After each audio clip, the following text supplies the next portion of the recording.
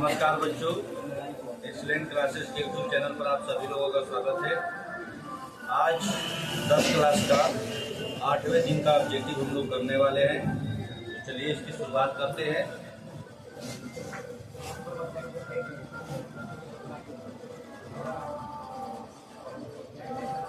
देखिए हमारा पहला क्वेश्चन है। क्वेश्चन क्या बोल रहा है, यदि किसी बिंब का प्रतिबिंब का आवर्धन ऋणात्मक है तो उस प्रतिबिंब की प्रकृति क्या होगी। क्वेश्चन में यदि कोई वस्तु है, कोई बिंब है और उसके बिंब और प्रतिबिंब के अनुपात का जो आवर्धन है वो आवर्धन हमारा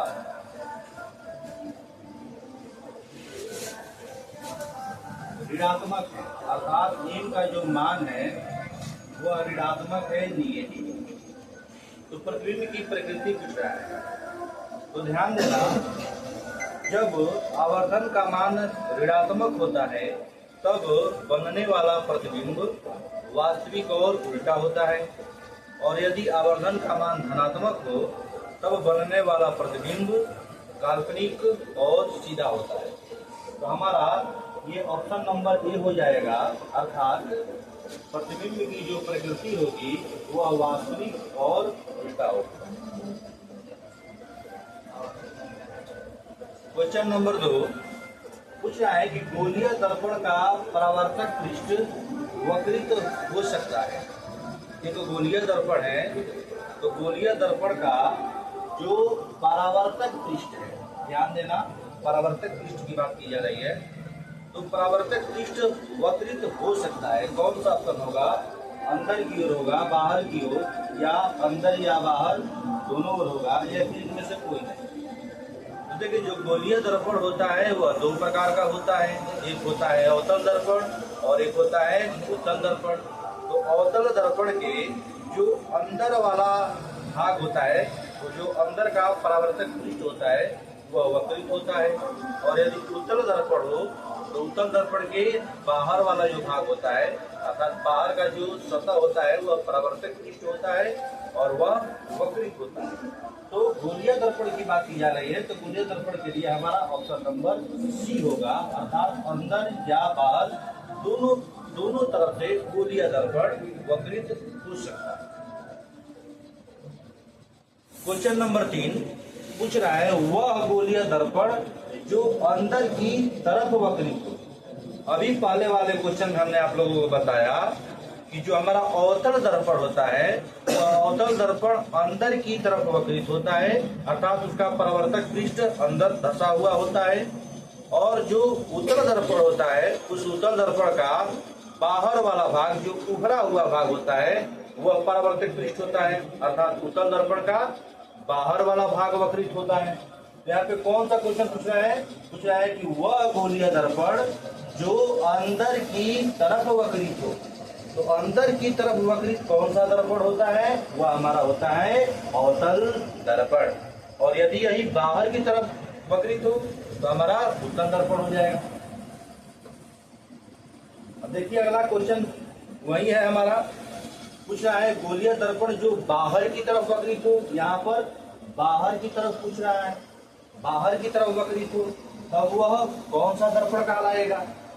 तो जब गोलीय दर्पण बाहर की तरफ वक्रित होता है तब उसको हम लोग उत्तल दर्पण कहते हैं। क्वेश्चन नंबर 5 गोलीय दर्पण के परावर्तक पृष्ठ के केंद्र को दर्पण का कहा जाता है। जो गोलीय दर्पण होता है, तो गोलीय दर्पण का जो परावर्तक पृष्ठ होता है, जहाँ से प्रकाश की किरणें टकराकर परावर्तित होती है, उस परावर्तक पृष्ठ के केंद्र को क्या कहते हैं। तो परावर्तक पृष्ठ के केंद्र को दर्पण का ध्रुव कहा जाता है।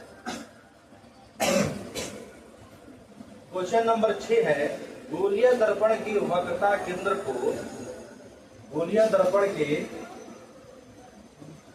वक्रता केंद्र को,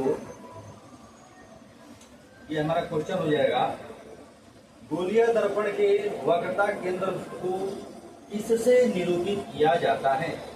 तो ध्यान देना, जो हमारा गोलीय दर्पण है उस गोलीय दर्पण के वक्रता केंद्र को C से निरूपित किया जाता है। तो हमारा ऑप्शन नंबर ए हो जाएगा। किसी भी गोलीय दर्पण के वक्रता केंद्र को C से निरूपित किया जाता है।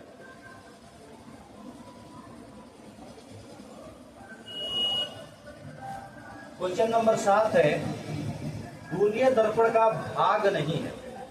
जैसे ये अगोलीय दर्पण हो गया, ये हमारा अवतल दर्पण हो गया, और इस तरह यदि हम कर दिए तो ये हमारा उत्तल दर्पण हो गया। तो गोलीय दर्पण का भाग नहीं है।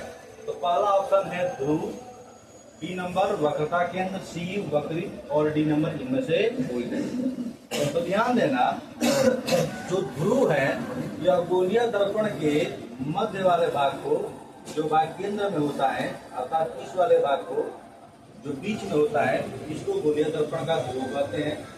तो क्या ध्रुव गोलीय दर्पण का भाग नहीं है? तो गोलीय दर्पण का भाग होता है ध्रुव, गोलीय दर्पण के मध्य में होता है।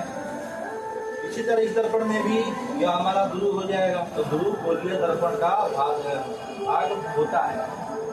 अच्छा, यदि वक्रित वाले भाग पर केंद्रित किया जाए तो वक्रित वाला भाग का मतलब हुआ कि गोलीय दर्पण का वक्र होना, टेढ़ा होना। तो गोलीय दर्पण में टेढ़ापन होता है, अर्थात यह भी गोलीय दर्पण का भाग है। अब हमारा ऑप्शन क्या बचेगा? B number. तो बी ही हमारा आंसर होगा, अर्थात जो वक्रता केंद्र है वह वक्रता केंद्र गोलीय दर्पण का भाग नहीं होता है। वक्रता केंद्र हो गया या फिर फोकस हो गया, ये सब गोलीय दर्पण के भाग नहीं होते हैं, ये गोलीय दर्पण के बाहर स्थित होते हैं। अर्थात वक्रता केंद्र गोलीय दर्पण पर नहीं होता है, गोलीय दर्पण से बाहर। तो हमारा आंसर बी होगा। क्वेश्चन नंबर 8,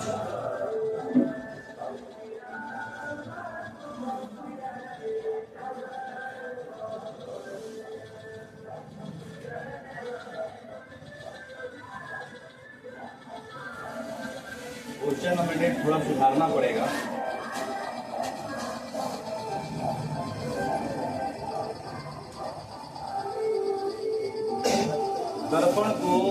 दर्पण के ध्रुव को किससे, ऐसे क्वेश्चन होगा। अब चलिए सही हो गया। क्वेश्चन है हमारा, यह दर्पण के ध्रुव को किससे प्रायः निरूपित किया जाता है? तो जो दर्पण का ध्रुव होता है, उस दर्पण के ध्रुव को प्रायः P से सूचित किया जाता है। हमारा ऑप्शन नंबर। क्वेश्चन नंबर 9, गोलीय दर्पण के ध्रुव तथा वक्रता त्रिज्या से गुजरने वाली एक सीधी रेखा को कहते हैं। अब देखिए, ये गोलीय दर्पण बना लेते हैं। ये हमारा अवतल दर्पण हो गया, जो गोलीय दर्पण का एक प्रकार है। तो गोलीय दर्पण के ये हमारा ध्रुव हो गया, और ये हमारा हो गया वक्रता केंद्र।